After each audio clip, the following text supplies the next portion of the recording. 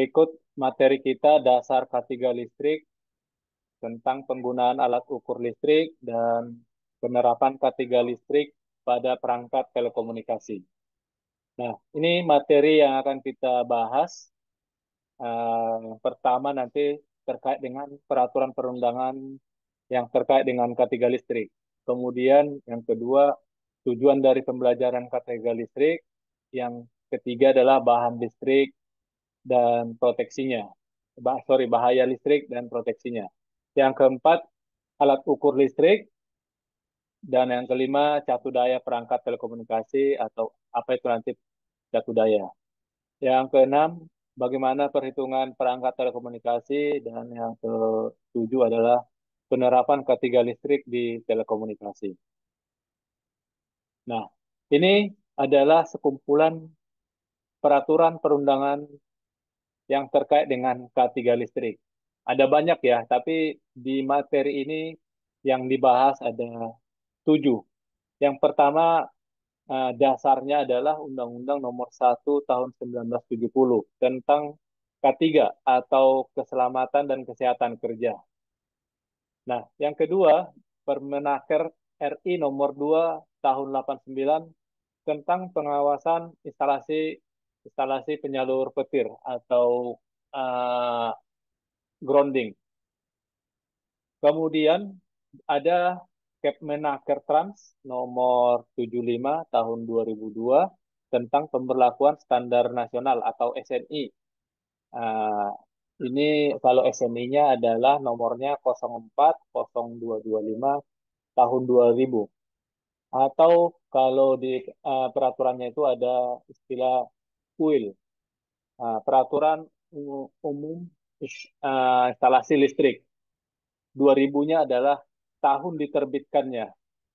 Kemudian ada Permen ESDM nomor 36 tahun 2014 tentang pemberlakuan standar nasional Indonesia mengenai persyaratan umum PUIL tahun 2011. Jadi ada update-nya PUIL 2000 tadi ke PUIL 2011 dengan melalui Permen ESDM. Jadi sudah ada update di PUIL 2011. Kemudian ada keputusan Dirjen Pembinaan Hubungan Industrial tentang pengawasan ketenagakerjaan nomor 311 tahun 2002, yaitu tentang sertifikasi kompetensi keselamatan kerja tentang tenaga listrik. Nah, yang keenam yaitu Permenaker nomor 12 tahun 2015 tentang keselamatan dan kesehatan kerja listrik di tempat kerja. Nah, ini tampilan Undang-Undang Nomor 1 tahun 70 tentang keselamatan kerja. Di sini mengatur banyak hal ya, mulai dari apa itu K3, kemudian eh, apa hak dan kewajiban pekerja, apa hak dan kewajiban oleh pengusaha atau pengurus. Di sini dijelaskan secara detail. Teman-teman nanti bisa saya share kalau mau undang-undangnya dibaca secara detail. Nah, kalau untuk Permenaker nomor 2 tahun 89 ini tentang bagaimana mengawasi instalasi penyaluran petir.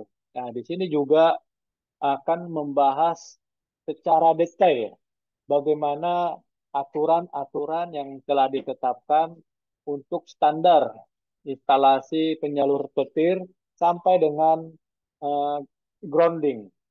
Jadi kabelnya berapa ukurannya, lebar cakupannya berapa, bahannya apa, ada di Permen nomor 2 tahun 89 ini.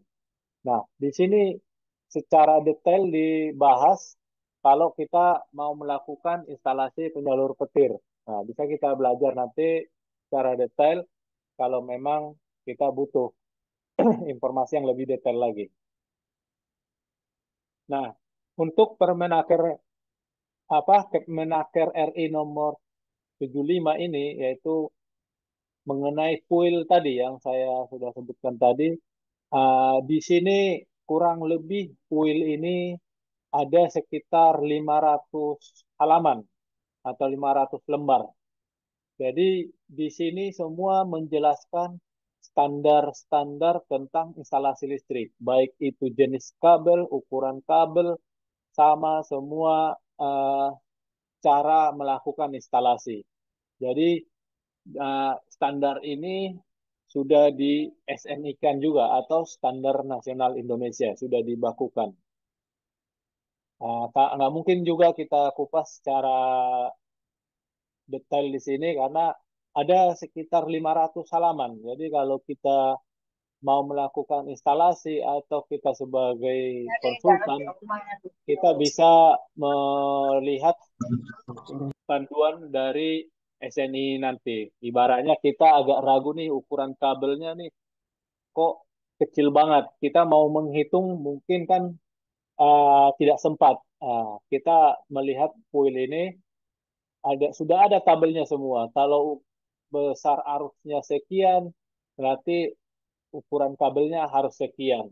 Jadi sudah ada di kuil ini. Tidak perlu lagi kita menghitung rumus dan lain sebagainya.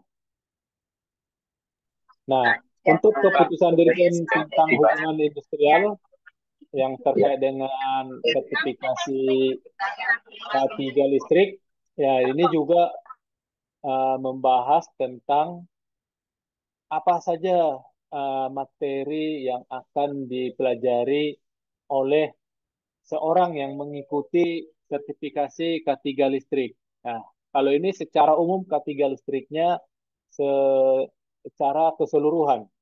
Yang kita bahas ini adalah bagian dari Kep Dirjen ini, di mana kita hanya membahas tentang dasar K3 listrik di telekomunikasi. Kalau kita mau belajar K3 listrik secara umum, yaitu sampai ke generator nanti, pembangkit harus dikupas. Nah, pada kesempatan ini kita hanya membahas tentang dasar K3 listrik yang di telekomunikasi sesuai dengan bidang kita, teman-teman yang bekerja di lapangan, supaya teman-teman dapat bekerja aman nanti dalam melakukan pekerjaan sehari-hari. Untuk Permenaker RI nomor 12 tahun 2015 tentang keselamatan dan kesehatan kerja listrik di tempat kerja. Nah, ini mengupas tentang bagaimana cara kita melakukan bekerja aman dan bagaimana APD yang akan digunakan serta peralatan-peralatan lain yang dibutuhkan dalam melakukan instalasi serta cara-cara melakukan instalasi yang baik dan benar. Nah, di sini juga dibahas secara detail. Kalau kita mau bikin prosedur, bisa kita mengacu juga ke Permenaker ini, supaya kita bisa menuangkan eh, peraturan-peraturan yang telah ditetapkan oleh Menteri Tenaga Kerja. Nah, ini kita masuk langsung ke materi dasar.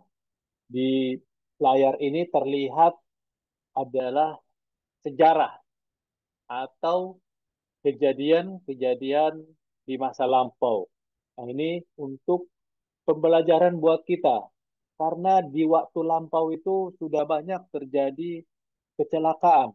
Nah, ini adalah data kecelakaan akibat listrik atau dari PLN dari tahun 2000 sampai 2003, di mana terdapat jumlah kasus sebanyak 1.458 kasus kecelakaan, yaitu terdiri dari meninggal dunia ada 918 orang, kemudian uh, itu dibagi lagi, itu pekerja atau karyawan sebanyak 183 orang dan masyarakat umum sebanyak 635 orang. Jadi kecelakaan kerja akibat dari listrik ini sangat banyak ya. Dari sini bisa kita simpulkan bahwa eh, kecelakaan itu bisa terjadi karena minimnya pengetahuan. Ya, secara umum di sini masyarakat yang mengalami kasus kecelakaan karena listrik sangat besar. Nah, masyarakat ini mungkin belum pernah mengetahui bagaimana cara melakukan instalasi listrik. Makanya di sini kita belajar untuk menghindari hal-hal ini supaya kita tidak masuk dalam sejarah ini. Jadi dari sejarah ini kita bisa belajar di mana pentingnya eh, belajar K3 listrik supaya kita bekerja dengan aman. Ya, sangat bermanfaat ya kalau buat kita yang sudah punya pengetahuan di pekerjaan, kita bisa implementasikan juga di rumah atau di masyarakat di lingkungan kita. Jadi kita sangat beruntung dapat pelajaran di sini.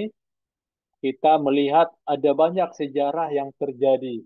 Nah, jadi kita tidak perlu ikut dalam sejarah ini, tetapi kita belajar dari sejarah ini supaya kita tidak tercatat di dalam sejarah ini.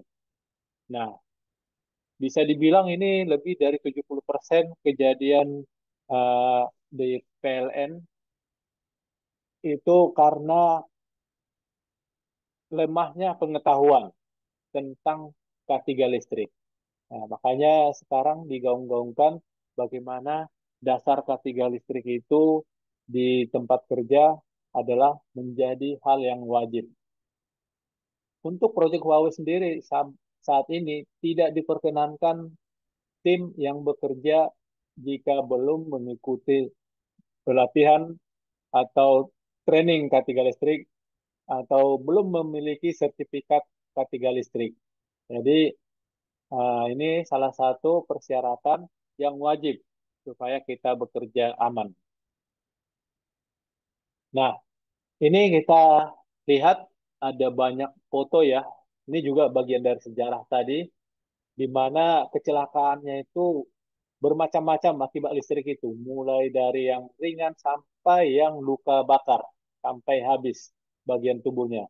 Jadi ini bahaya listrik itu sangat mematikan. Jadi jangan sampai teman-teman mengalami hal yang demikian. Makanya kita harus belajar. Jadi kita tahu bagaimana cara kerja yang aman. Tidak perlu mengalami dulu baru kita belajar. Kita cukup belajar dari pengalaman yang sudah ada. Ini cukup buat kita sebagai bahan pelajaran. Nah, sekarang kenapa kita belajar K3 listrik ini? Tujuannya apa? Yang pertama itu supaya eh, kita handal dalam melakukan instalasi listrik sesuai dengan tujuan penggunaannya. Kita sudah mampu melakukan instalasi dengan benar. Kemudian tujuan yang kedua adalah bagaimana mencegah timbulnya bahaya listrik. Ya, bahaya listrik itu apa aja? Bahaya listrik langsung, bahaya listrik tidak langsung, dan bahaya kebakaran.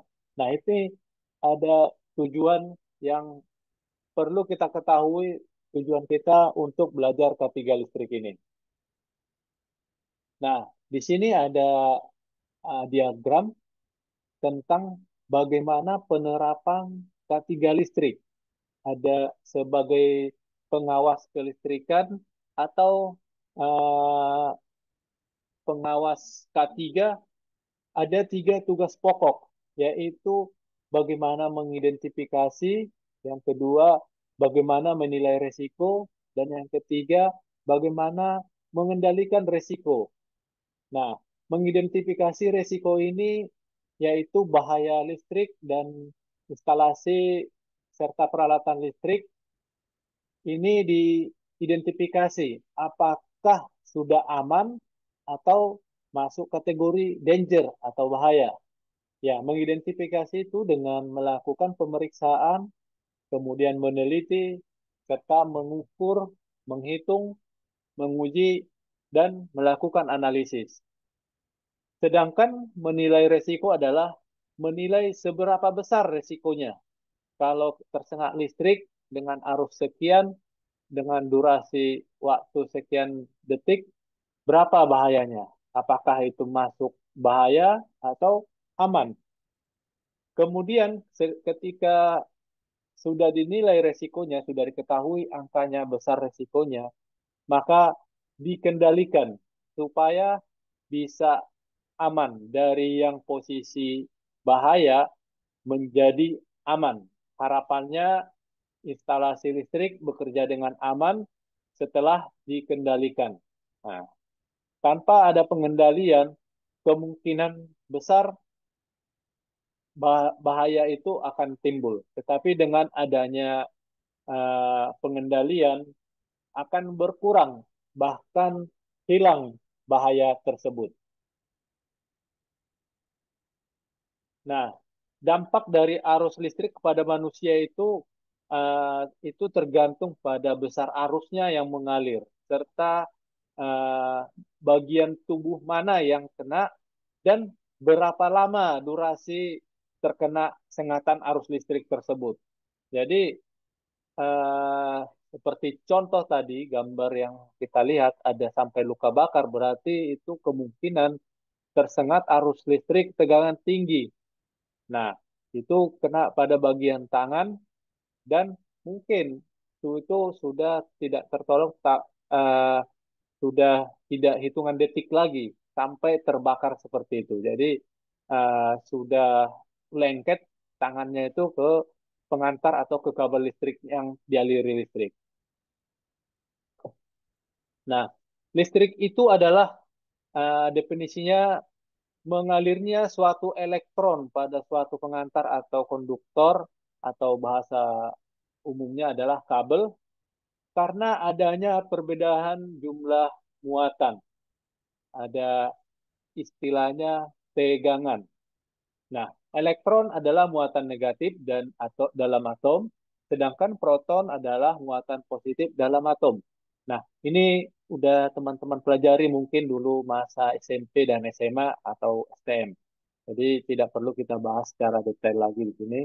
Kemudian eh, tegangan listrik itu adalah adanya perbedaan potensial listrik antara dua titik dalam rangkaian listrik dan dinyatakan dalam satuan volt. Jadi tegangan itu adalah volt, biar teman-teman bisa paham.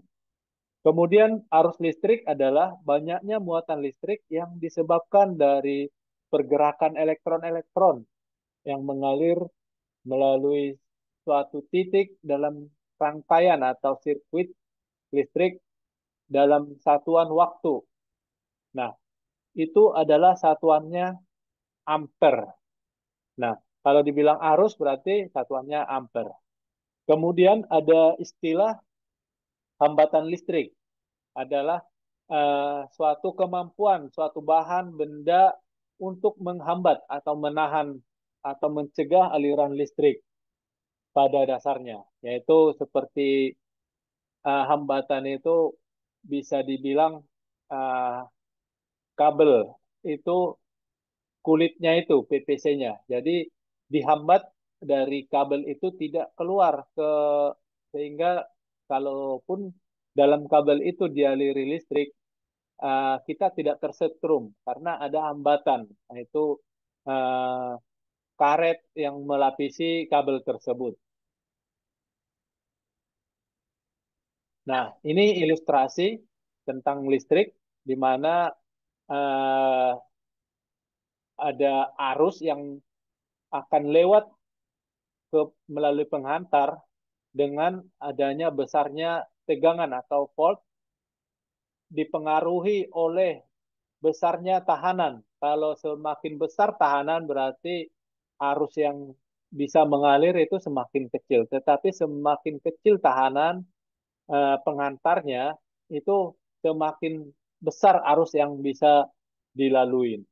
Nah, ini ada rumus dasar untuk mencari tegangan, besarnya tegangan adalah besarnya arus dikali tahanan. Sedangkan untuk menghitung besarnya arus adalah di mana besarnya tegangan dibagi besarnya tahanan. Sedangkan untuk mencari tahanan adalah rumusnya besarnya tegangan dibagi besarnya arus.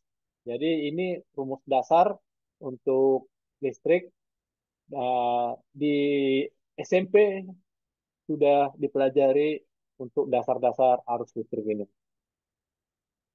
Nah, ini bagaimana kita kalau menentukan besarnya MCB? Nah, berarti kalau MCB yang biasanya adalah ampernya. Jadi kita harus tahu berapa tegangan, berapa tahanan. Jadi kemudian didapatlah eh, angkanya itu dan dihitung ke rumus untuk mencari daya. Daya itu adalah beban dengan rumus besarnya arus dikali eh, besarnya tegangan. Jadi daya itu adalah kalau dikaitkan dengan rumus yang pertama tadi, besarnya arus dikali besarnya tegangan dikali tahanan. Jadi ini contoh kasusnya kalau mau menghitung MCB yang di rumah itu kalau bebannya 1300 volt ampere atau watt, maka yang kita harus ketahui berapa arusnya.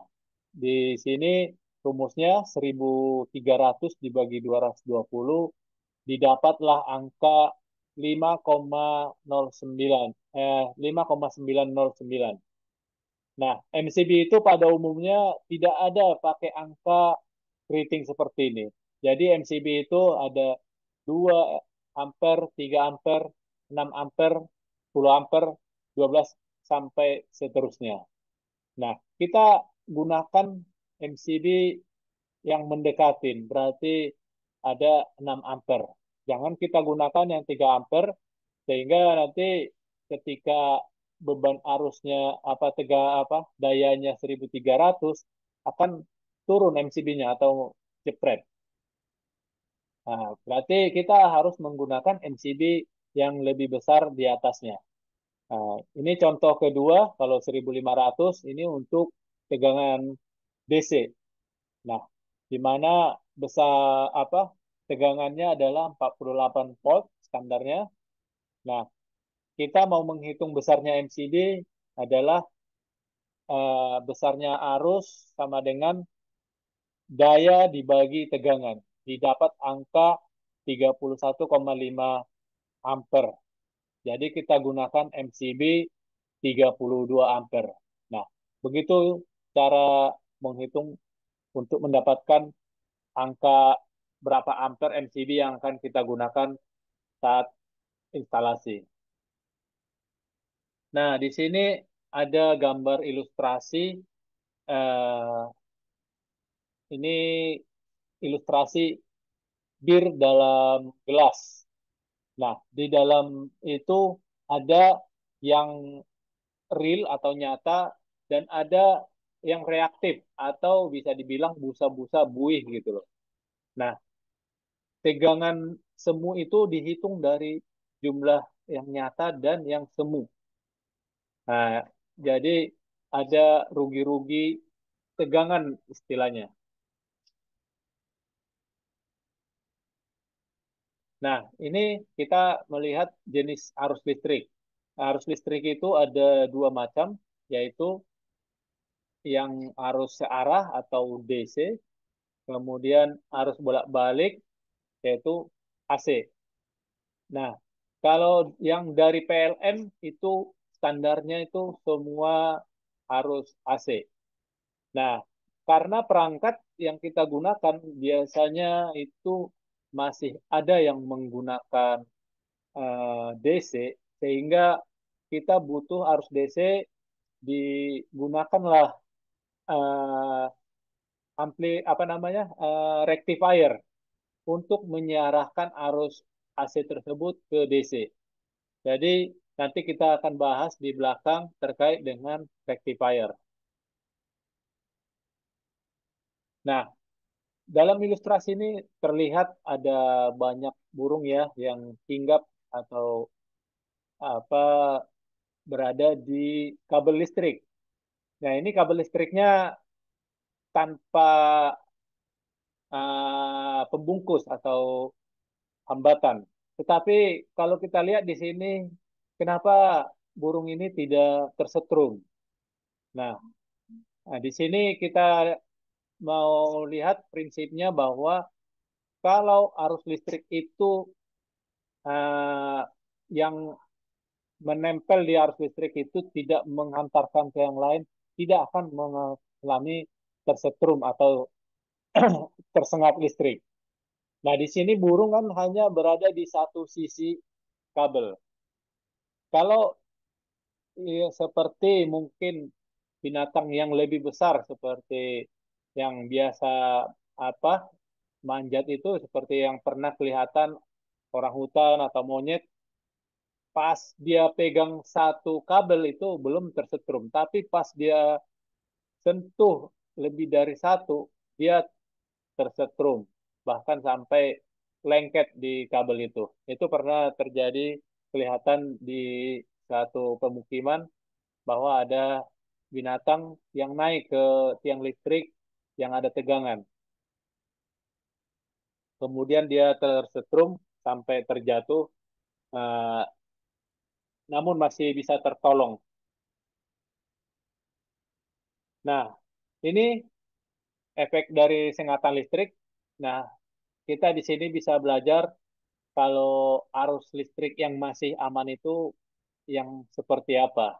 Dari sini bisa terlihat yang masih aman itu kalau besar arusnya kurang dari 8 miliampere. Tapi kalau lebih dari 8 miliampere itu sudah berbahaya. Nah, kalau yang 1 miliampere atau kurang, ini tidak ada akibatnya atau tidak terasa. Bahkan uh, tidak tahu kita bahwa sudah kita ada dialiri listrik.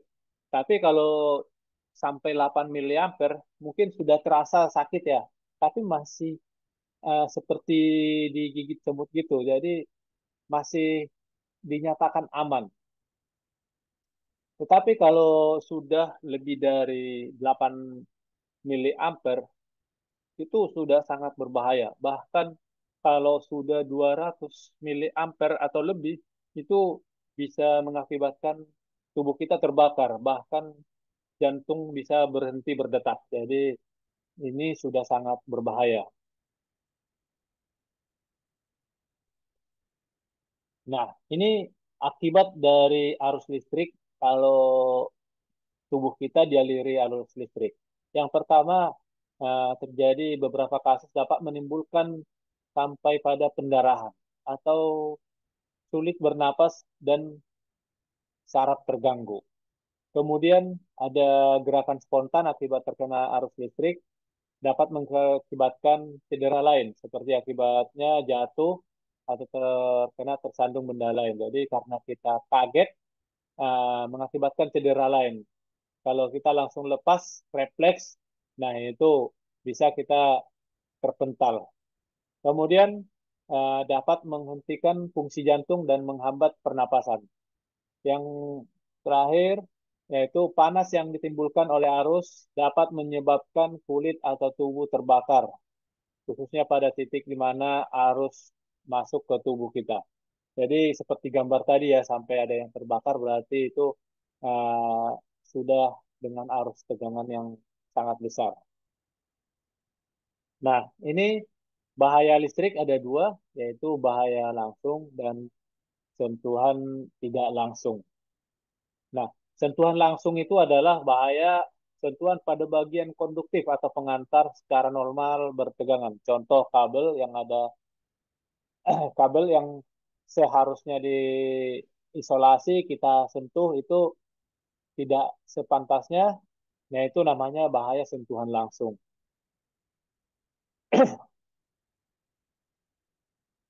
Kemudian bagaimana mengisolasinya atau mencegahnya?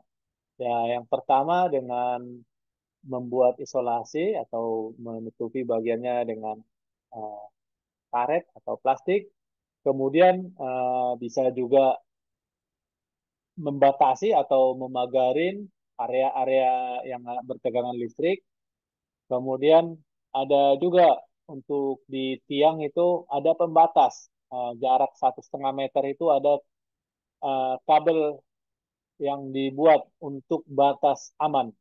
Jadi kalau teman-teman mungkin nanti ada pekerjaan berada kabel FO-nya di tiang listrik, kalau yang seperti gambar di bawah kiri itu tegangan tinggi ya, 20 kilovolt, itu jangan dicoba-coba naik di atas pembatas itu ada kabel seperti kabel sinyal. Kemudian bagaimana mengisolasinya ya dengan membuat lantai kerja. Nah, ini contoh yang apa namanya alami ya. Kalau di sini dipakai karpet, pakai pijakan, tetapi kalau kita saat ini sudah aman dengan menggunakan septisus. Septisus kita yang di-provide dari kantor itu adalah untuk aman bekerja listrik juga. Jadi kalaupun kita menyentuh satu kabel listrik di atas septisus itu kita masih aman. Jadi tidak akan tembus arusnya itu ke tanah atau ke lantai. Jadi kita tidak berfungsi sebagai pengantar. Nah, ini bagaimana memproteksi jarak aman. Nah, kalau tegangannya 1 kilovolt, ya ini jarak amannya 50 cm. Nah, kalau yang tegangan sutet itu sampai 500 kilovolt, maka jarak amannya itu adalah 300 cm atau 3 meter. Jadi ini sudah ditetapkan di buku PUIL 2000 yang tadi, kita bahas di awal peraturan tadi. Ini bukan angka sembarangan asal dibuat, hanya mengira-ngira, tetapi sudah melalui percobaan, eh, melalui analisa, dan lain sebagainya. Nah, sekarang kita bahas tentang sentuhan tidak langsung. Apa itu sentuhan tidak langsung? Di mana yang seharusnya bagian suatu perangkat itu tidak secara normal tidak ada tegangan atau tidak dialiri listrik. Seperti contoh eh, bodi dari BTS, kemudian panel listrik itu seharusnya tidak ada arus listrik. Tapi kalau kita sentuh itu ada tegangan, berarti itu namanya sentuhan tidak langsung. Berarti ada terjadi kebocoran-kebocoran.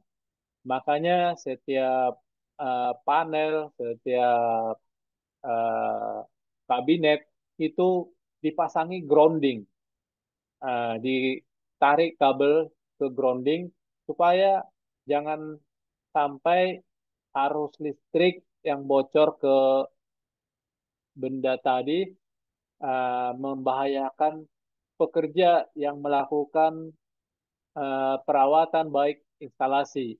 Jadi itu harus dipasangin grounding. Nah, teman-teman sebagai MS ya pasti ini sangat bermanfaat supaya teman-teman pastikan pada uh, kabinet atau panel itu sudah ada kabel groundingnya. Supaya apa?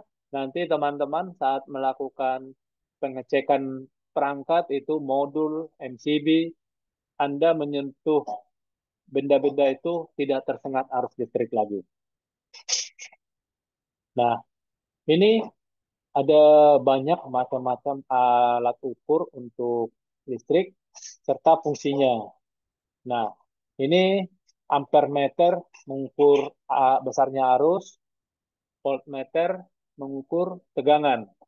Sedangkan wattmeter untuk mengukur daya, kWh mengukur berapa besar energi yang masuk atau yang dilalui. Uh, kVAR adalah sama, cuman dalam satuan volt, kalau yang tadi kWh dalam satuan watt. Nah, ada juga meter, yaitu menghitung frekuensi atau getaran per detik dalam arus AC. Karena frekuensi itu berbeda-beda setiap negara. Eh, untuk di Indonesia dengan Malaysia itu berbeda. Kalau tidak salah, Indonesia memakai standar 60 Hz dan Malaysia 50 Hz. Nah, perangkat yang kita gunakan di Indonesia belum tentu bisa digunakan di Malaysia karena standar listriknya mereka berbeda. Di sana tegangannya itu menggunakan 110 volt, sementara di Indonesia menggunakan 220 volt.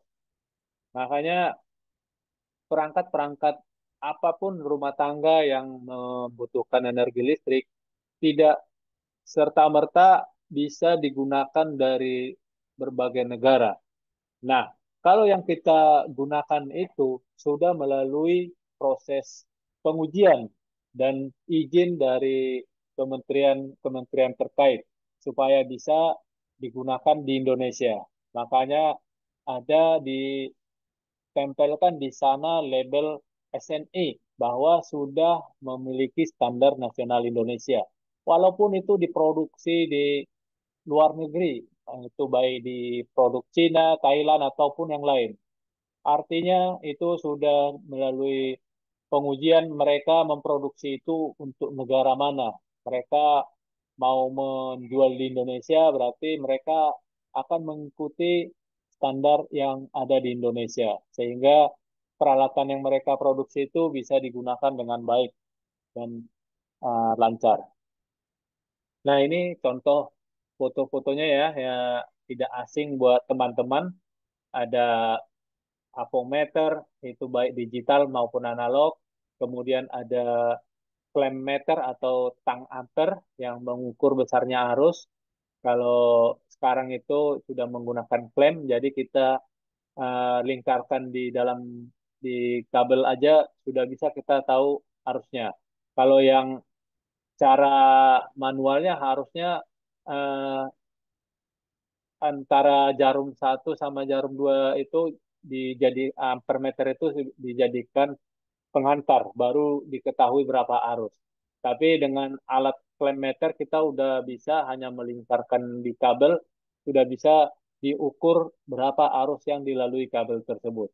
Nah, di sini KWH meter sama KVAR meter bentuknya hampir sama, tetapi yang pada umumnya itu adalah KWH meter yang datang dari PLN.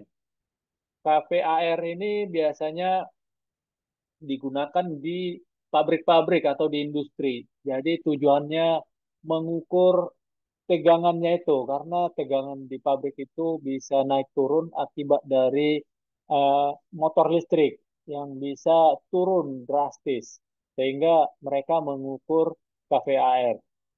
Nah, frekuensi ini biasanya ada di eh, perangkat yang indoor, yang perangkat-perangkat besar, seperti di ruang data center.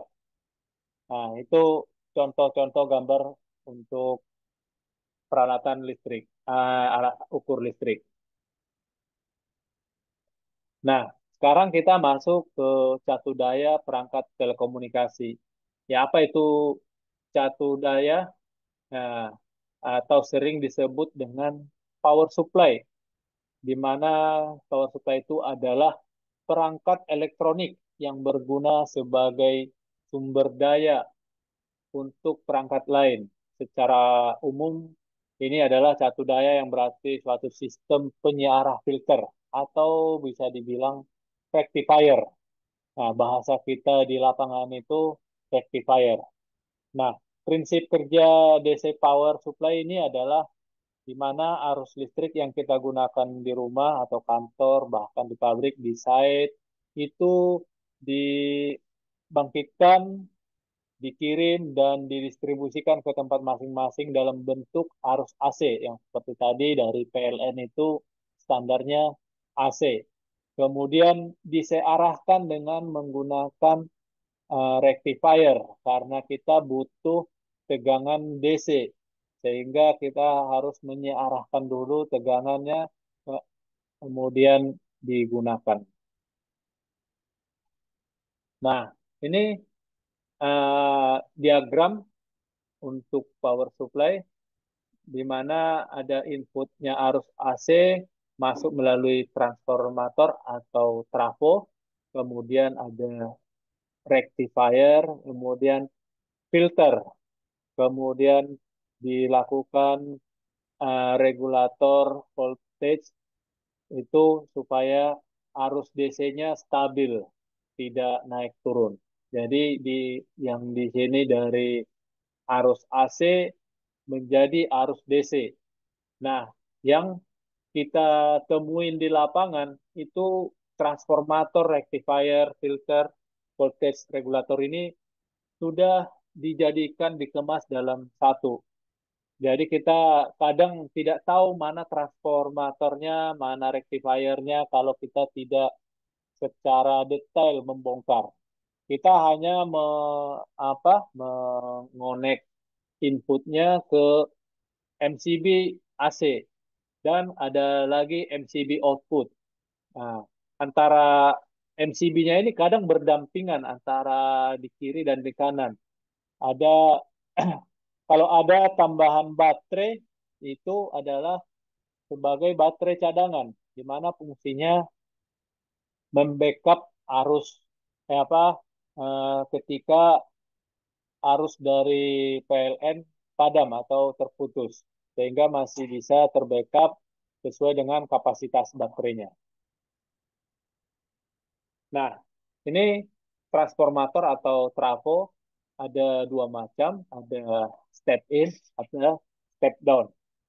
Nah, ini hanya rumus saja, mungkin teman-teman tidak terlalu penting untuk mengetahui bagaimana rumus perhitungannya, karena ini biasanya untuk desain, bagaimana mendesain suatu rangkaian. Nah, ini jenis trafo tadi, step up, yaitu bagaimana menaikkan tegangan dari 220 menjadi 500 kilovolt. Nah, ini biasanya di pembangkit, karena dari pembangkit itu besarnya 220. Nah, ini dinaikkan untuk dikirim dari teman-teman tahu mungkin Python untuk mengirim sampai ke Jakarta menggunakan kabel-kabel yang pakai tower itu. Nah, itu tegangannya dinaikkan supaya bisa arusnya nanti sampai di tujuan diturunkan lagi. Nah, jadi seperti itu tekniknya. Dinaikkan dulu tegangan, kemudian sampai di sini diturunkan supaya ada eh, jangan terlalu besar rugi-rugi hilang apa di perjalanan. Nah, ini kebalikannya trafo step down di mana menurunkan. Nah, ini dari yang tutek tadi diturunkan menjadi ada yang ke 200 kafe, ada yang 10 kafe, dan yang masuk ke perumahan, ke site itu diturunkan menjadi 220 volt. Nah, itu menggunakan trafo step down. Nah, ini rumus-rumusnya udah terlalu penting dibahas ya. Nah, ini untuk penyaring atau filter di dalam rectifier karena arus itu pasti tidak stabil. Jadi fungsinya adalah menstabilkan yang tadinya naik turun, ada agak tinggi tegangannya, perbedaannya bisa 230, kemudian tiba-tiba eh, 200. Nah, itu fungsinya rectifier ini adalah menstabilkan supaya arusnya itu lebih stabil, tidak merusak perangkat kita. Kalau tegangannya naik turun nanti itu perangkat bisa cepat rusak. Nah, ini ada voltage regulator sudah menggunakan IC. Tipe IC-nya ini IC 78 dan 79. Nah, ini di pasaran juga sudah ada dijual. Kalau kita melakukan se apa namanya eh, maintenance untuk rectifier. Nah, ada apa namanya komponen ini yang ditemukan, tetapi jarang kita melakukan perawatan sampai ke sedetail itu. Biasanya kalau rectifier tidak berfungsi hanya bagian-bagian utama saja, di mana yang tidak berfungsi MCB-nya kah atau modulnya kah. Nah, itu kita sudah dipermudah. Nah, ini gambar rangkaiannya. Mungkin teman-teman waktu kalau ada yang jurusan teknik listrik pasti sudah pernah mengetahui gambar diagram ini. Ya, ini dari volt AC menjadi DC. Nah, ini menggunakan dioda dalam rangkaiannya untuk menyiarahkan arus tersebut sehingga bisa menjadi arus DC dengan menggunakan trafo juga. Ada banyak komponen yang melakukan fungsi sebagai penyiarah, penyaring, well filter. Uh, Kalau saat ini dalam rectifier sudah berupa modul. Jadi kalau ditanya dioda mana, mungkin kita sudah tidak kenal lagi dalam rectifier itu. Sudah tidak bisa kita temukan karena sudah berupa chip semua. Sudah dirangkai dalam modul. Nah, kalau sekarang kita maintenance rectifier faulty, sudah ada alarm di modulnya. Kalau kita menemukan ada faulty, kita request modulnya untuk diganti, udah bisa normal kembali. Jadi tidak perlu mencari dioda mana yang putus, kapasitor mana yang sudah putus sehingga tidak normal rectifiernya. Nah, ini rangkaian penyiar atau rectifier dari AC ya. Kita hanya dari busbar mendapatkan tegangannya karena sudah didesain untuk kita eh, memanfaatkan tegangan DC saja, tidak perlu kita ketahui bagaimana cara melakukan penyiarah itu. Ini perangkat cakup daya atau power supply, yaitu sumber arus dan tegangan listrik untuk mencatu perangkat-perangkat telekomunikasi mulai dari ada PLN, genset, inverter, ataupun UPS.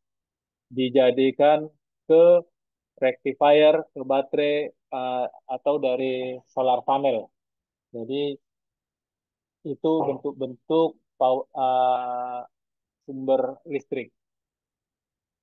Nah, ini masuk ke perangkat catu daya, di mana ada di sini gambar rectifier, mulai dari yang terkecil sampai yang terbesar. Ya, ini semua adalah produknya Huawei ya. Mulai dari yang terkecil, ada yang menengah, ada yang besar. Yang bisa biasa kita gunakan itu di site adalah yang small atau yang kecil sampai yang medium. Nah, yang small ini mungkin yang mini rectifier. Nah, kalau yang medium ini ada tersendiri dia kabinetnya, rectifiernya. Dilengkapi sampai dengan ada baterai. Sementara yang besar ini biasanya di dalam shelter-shelter yang besar atau BSC sampai MSC. Nah, ini yang kapasitas besar, eh, tegangan semua sama di 48 volt. Nah, ini bagian-bagian rectifier. Nah, bisa terlihat di sini cara membacanya ya. Ini merek Emerson yang digunakan Huawei pada umumnya. Nah, ini bagaimana cara membacanya kalau tipe rectifiernya TP48 2000 B Trip N20 C5. Di mana TP itu adalah eh, satuan untuk Telkom Power. Jadi untuk rectifier Telkom. Kemudian ada 48 itu angka besarnya tegangan yang dikeluarkan oleh rectifier tersebut. Kemudian ada di sini 2000 tadi. 2000 adalah eh, maksimum outputnya, yaitu ada yang 1200, ada 2000. Nah, ini kalau dari jenis yang tadi TP48 2000 ini adalah maksimum adalah 2000. Dan B itu adalah tipenya, apakah itu untuk indoor atau outdoor. Jadi kalau 2000B itu adalah untuk indoor. Nah, kalau untuk outdoor dia biasanya pakai A. Kemudian ada yang huruf N atau L.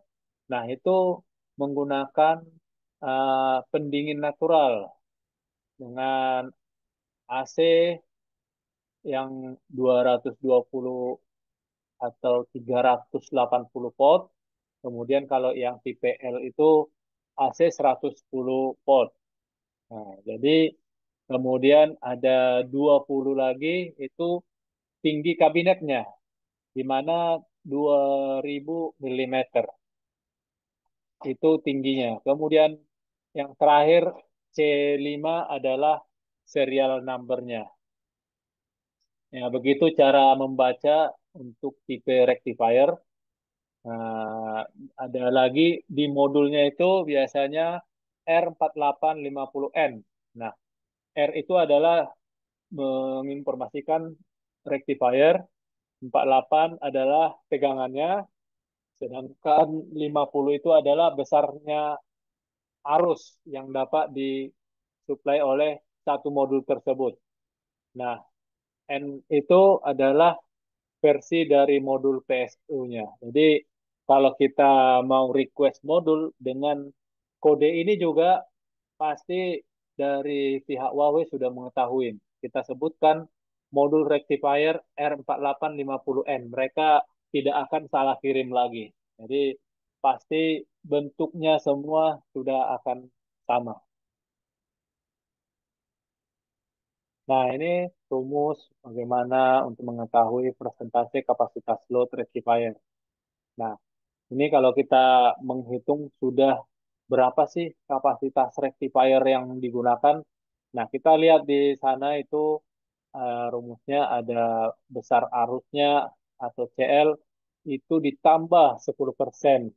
Kemudian BQ itu adalah baterai cadangan atau baterai eh, sebagai baterai utama.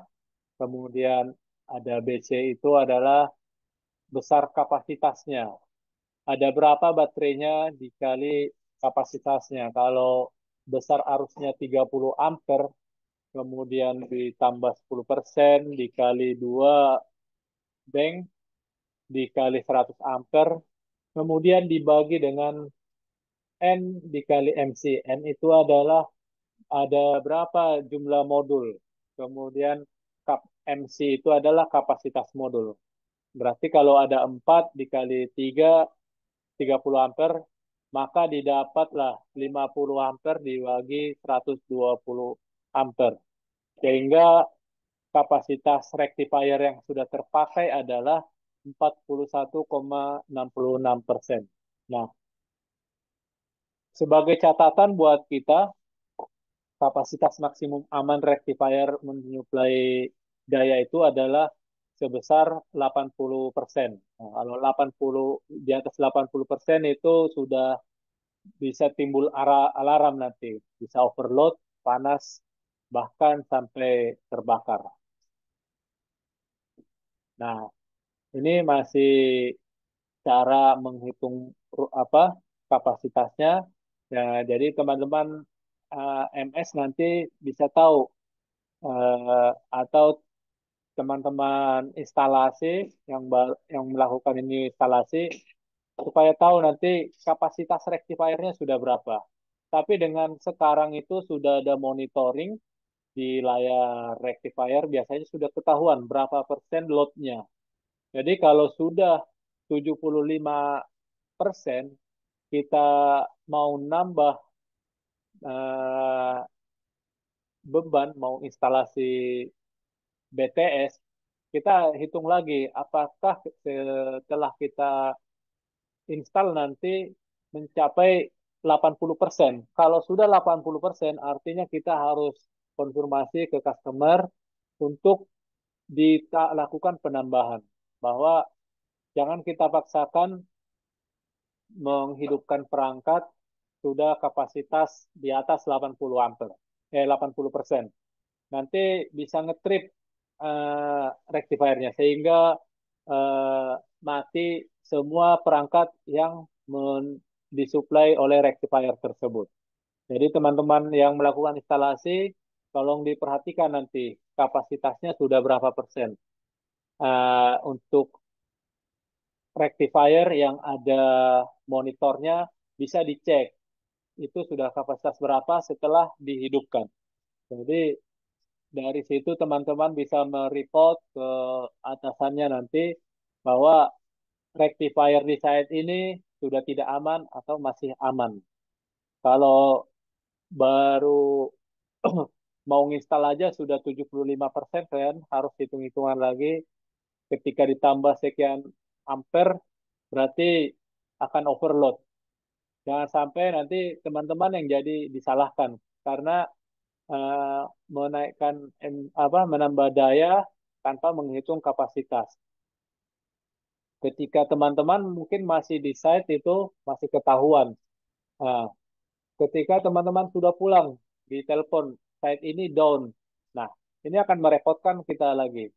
Nah, kalau sudah ada teman-teman MS mungkin akan di backup sama teman-teman MS. Tapi kalau site-nya si new itu belum masuk ke MS, ya itu bisa berakibat fatal. Kita akan diinterogasi oleh Huawei. Kenapa melakukan menghidupkan perangkat baru tanpa konfirmasi jumlah beban yang ada saat ini. Jadi itu perhatian buat teman-teman. Nah, sekarang baterai, nah ini bagian tambahan daripada perangkat Resti eh, untuk membackup eh, daya ketika suplai dari PLN nanti ada gangguan atau padam. Jadi perangkat yang ada di site itu tidak langsung mati. Jadi ada backup power, tergantung kapasitas baterainya nanti berapa. Ya standarnya sih rata-rata backup power itu 4 jam normalnya. Tapi mungkin saat ini ada yang hanya 1 jam sudah down perangkat lain. Nah, di sini kalau rectifiernya baterainya sudah ngedrop, maka teman-teman MS yang akan kesusahan. Baru apa site down 5 menit, nanti belum sampai di site, butuh perjalanan 1 jam, 2 jam, sudah down site-nya. Sehingga eh, bertambah pekerjaan untuk aktivasi lagi nanti di site. Kalau hanya backup power mungkin akan lebih mudah. Kalau masih contoh, masih bertahan dia 2 jam, 3 jam, teman-teman sudah sampai setelah 1 jam, sudah bisa langsung menghidupkan genset, memberi supply lagi sampai PLN hidup, sehingga uh, site tersebut tidak sampai down. Nah, bagaimana kalau banyak site down? Nah, ini membuat pekerjaan MS sangat berat. Kalau cuma satu site masih bisa tercover, tapi satu wilayah, nah ini yang repot. Sementara genset kita terbatas. Nah, ini fungsi teman-teman melakukan audit itu melihat di modul rectifier itu biasanya ada juga baterainya kalau sudah ngedrop itu ada di sana. alarmnya. Dan itu juga bisa ketahuan saat ibaratnya silent down hanya bertahan berapa lama, itu harusnya dilaporkan bahwa di site tersebut ada sekian bank tapi hanya mampu backup 30 menit atau 1 jam. Yang seharusnya bisa 3 jam, 4 jam. Nah, itu perlu dilaporkan. Nah, ini jenis-jenis baterai ya yang biasa digunakan umum.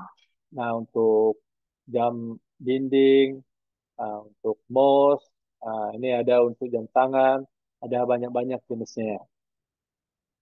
Nah, ini yang jenis baterai isi ulang. Kalau yang ini tadinya yang sekali pakai, tetapi ini yang bisa digunakan berulang kali. Habis dicas seperti baterai handphone, laptop, mobil mainan. Ini ada gambar yang merek Piam. Ini untuk baterai mobil mainan biasanya, atau kalau ukuran besarnya itu untuk rectifier. Nah, ini rangkaian baterai, ini namanya rangkaian seri, di mana dari kutub positif itu ketemu negatif, terus itu nanti akan dijumlah tegangannya. Kalau masing-masing baterai 1,5 volt, dengan ada 4 baterai berarti 1,5 kali 4 sama dengan 6 volt. Tetapi besar arusnya adalah sama, karena semua adalah 1000 miliampere,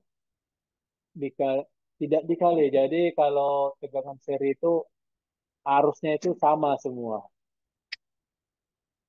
Nah, di sini perbedaannya dengan rangkaian paralel. Kalau paralel itu adalah tegangannya yang sama, sementara besar arusnya dijumlahkan semua atau dikalikan. Nah, ini paralel, ada 4 baterai dengan tegangan 1,5 volt masing-masing. Kalau di paralel itu semua tegangannya sama dengan 1,5 volt. Sedangkan besar arusnya adalah dari 1000 dikali 4 menjadi 4000 mili ampere hour.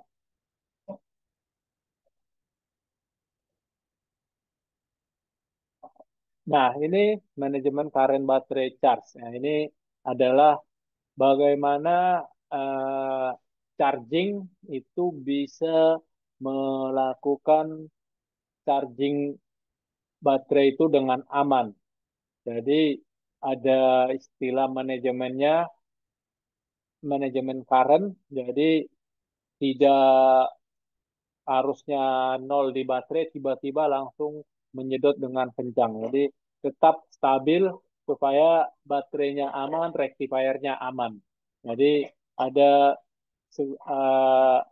apa namanya, perangkat tambahan sebelum ke baterai untuk memastikan proses charging itu aman. Nah, ini rumus bagaimana menghitung berapa lama backup baterai. Nah, di sini ada bebannya, kemudian kapasitas baterainya berapa bank. Eh, itu rumusnya seperti yang tadi, di mana kapasitas baterai dikali jumlah baterai dibagi beban perangkat. Nah, kita bisa tahu beban perangkat itu berapa totalnya, sehingga didapat rumus berapa lama bertahan baterai itu untuk membackup perangkat tersebut. Nah, ini kabel listrik. Eh, Kalau kita sekarang itu tidak perlu lagi menghitung, sudah ada tabel di kuil tadi. Bagaimana mendapatkan ukuran kabel dengan eh, besar arus daya yang akan kita gunakan. Jadi kita tinggal membuka kuil saja. Nah, ini juga bagaimana menentukan luas penampang sudah ada di kuil, tidak perlu kita menggunakan rumus lagi. Ini sudah ada tabelnya, tinggal melihat mencocokkan di kabel. Sama ini dengan tabel kuil. Nah, sekarang jenis kabel. Nah, jenis kabel itu ada bermacam-macam ya. Contohnya ini NYY. Berarti N itu adalah kabel jenis standar dengan pengantar dari bahan tembaga. Y pertama adalah isolator dari bahan PVC. Kemudian ada isolator luar. Jadi double isolatornya. Nah, ini NYE. Nah, ini masih sama tipenya N dari bahan tembaga, ada isolatornya dari PVC, dan A-nya ada jenis kabelnya kabel tunggal. Ini ada kabel NYF.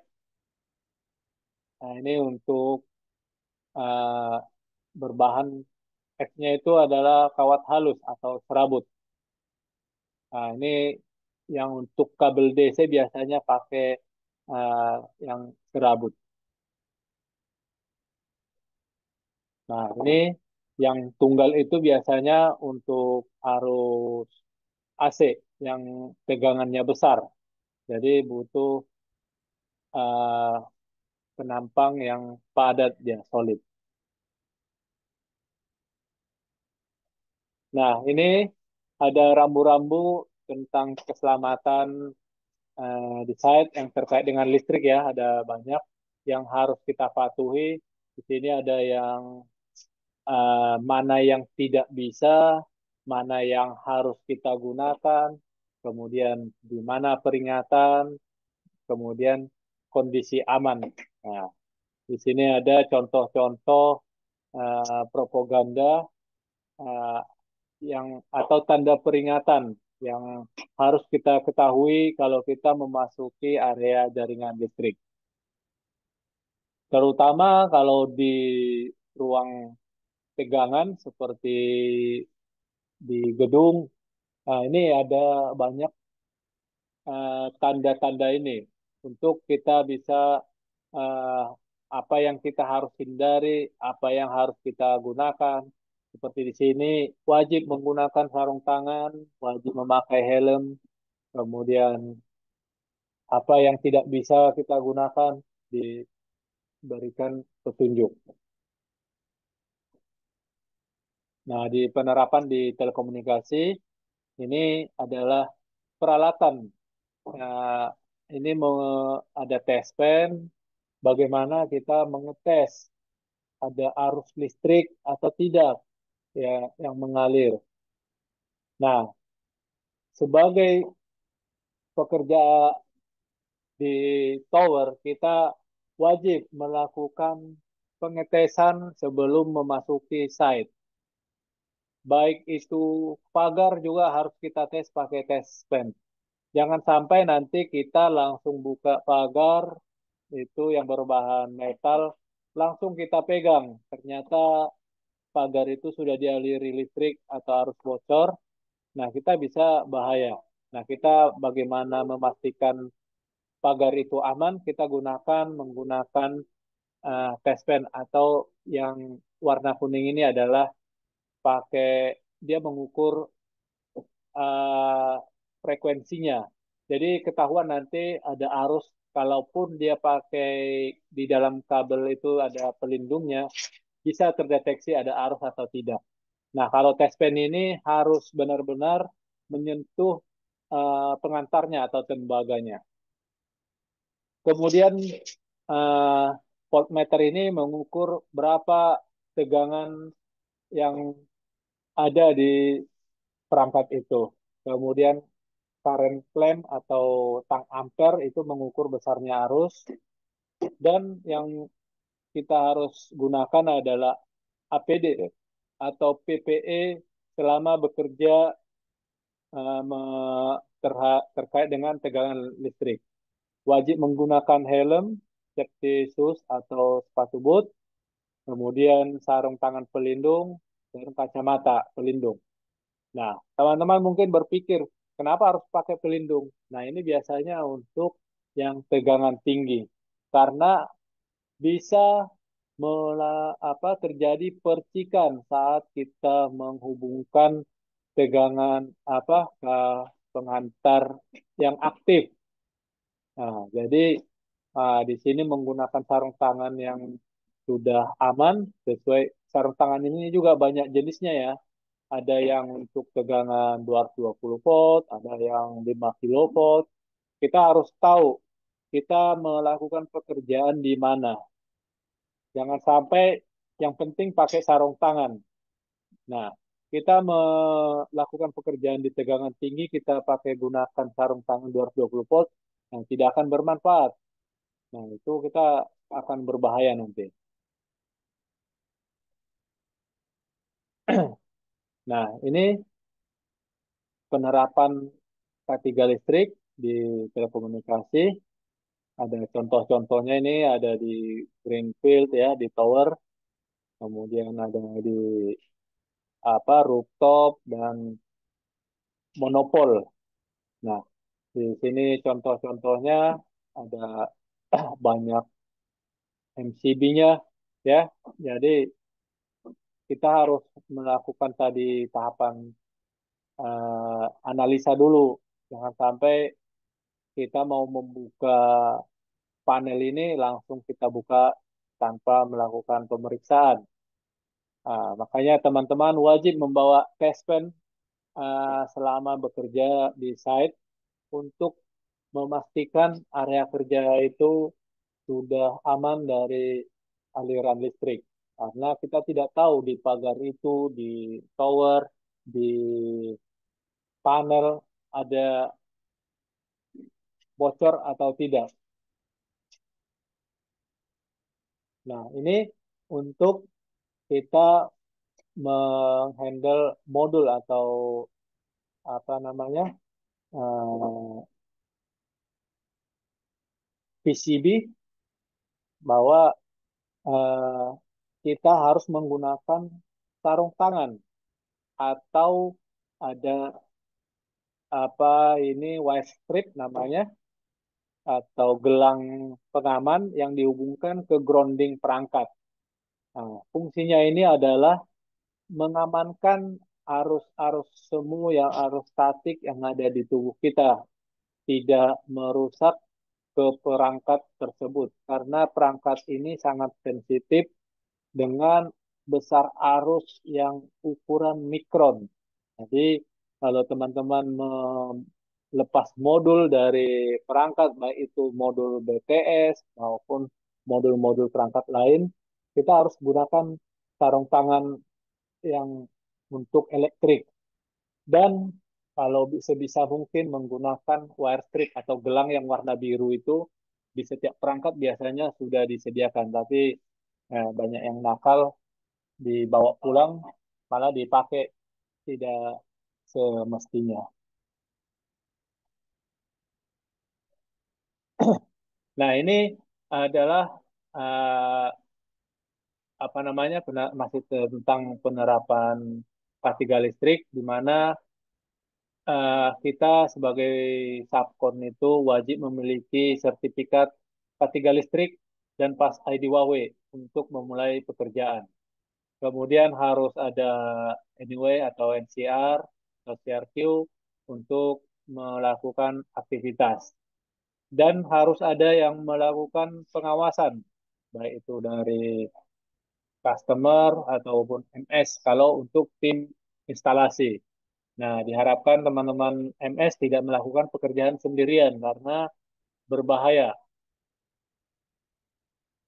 Kemudian bagaimana menggunakan alat-alat yang memenuhi standar dan peraturan listrik dan menggunakan APD saat bekerja di site.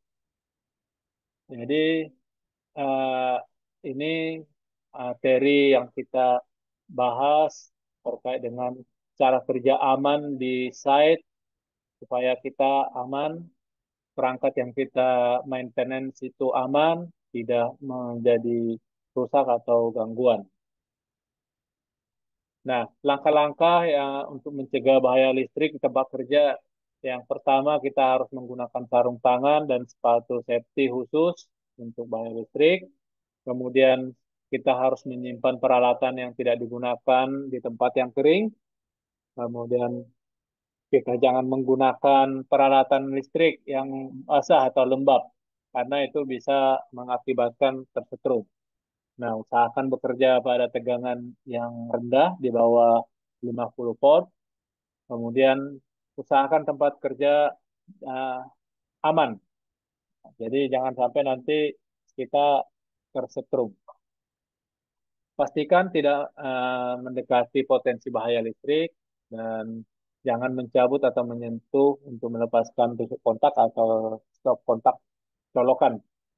Nah, jangan kabel itu jangan sampai panas, dari jauhkan dari minyak atau benda tajam. Jangan sampai terjepit, kemudian nanti terkelupas putus. Kemudian kita lepaskan peralatan yang tidak digunakan dari sumber listrik, kemudian mengganti setiap peralatan yang sudah rusak. Nah, ini pastikan bahwa saklar daya utama untuk mematikan daya kalau kita melakukan instalasi atau penyambungan. Jadi yang kalau bisa yang saklar utamanya dipadamkan. Tetapi kalau memang itu tidak bisa seperti di lokasi site, berarti kita harus menyiapkan peralatan-peralatan yang aman seperti sarung tangan, cara kerja yang aman, supaya nanti tidak ngetrip perangkatnya. Nah, yang paling penting itu dilakukan pekerjaan dengan didampingi atau diawasi oleh petugas. Kemudian kita harus mengetahui pemasangan rangkaian listrik secara seri dan paralel supaya nanti tidak salah, karena kalau salah serial dan paralel itu tegangannya akan salah, bisa mengakibatkan kerusakan pada perangkat. Kemudian kita harus mengetahui alat apa saja yang digunakan untuk mengukur arus AC dan arus DC, dan mengetahui bagaimana cara mengukur tegangan kita arus listrik. Dan yang paling penting ini adalah APD atau PPE yang digunakan untuk bekerja di kelistrikan kita harus ketahui. Jangan sampai kita bekerja tidak menggunakan APD sehingga dapat mengakibatkan kecelakaan kerja. Itu aja materi tentang K3 listrik. Terima kasih atas perhatian teman-teman. Saya harapkan teman-teman bisa memahami apa yang saya sampaikan, apa yang ada di materi tadi. Jika memang ada yang tidak diketahui, nanti bisa ditanyakan setelah selesai training ini juga. Saya terbuka. Jadi uh, untuk materi selanjutnya kita mungkin break dulu ya, 5 menit. Mungkin teman-teman juga mau minum atau ke toilet ya. Dipersilakan 5 menit, baru nanti kita lanjut ke materi uh, first aid. Saya rasa tidak perlu keluar dari Zoom, tetap aja di Zoom. Dipersilakan 5 menit. Baik, terima kasih, Robert. Pak Robert, mungkin ditanyakan. Ya, Untuk materi yang tadi apakah bisa di-share, Pak? Saya belajar lebih lanjut. sorry, agak putus-putus suaranya. Untuk materi tadi yang disampaikan oleh Bapak, bisa di-share. Oh, siap. Itu nanti saya share. Saya share nanti di grup ya. Tentu saya share, karena mungkin teman-teman sambil bekerja juga tidak bisa fokus semua secara detail melihat ya, hanya mendengar. Saya akan share nanti ya. Oke, baik. Terima kasih. Oke, izin dulu 5 menit ke toilet ya. Nanti kita mulai 10.50.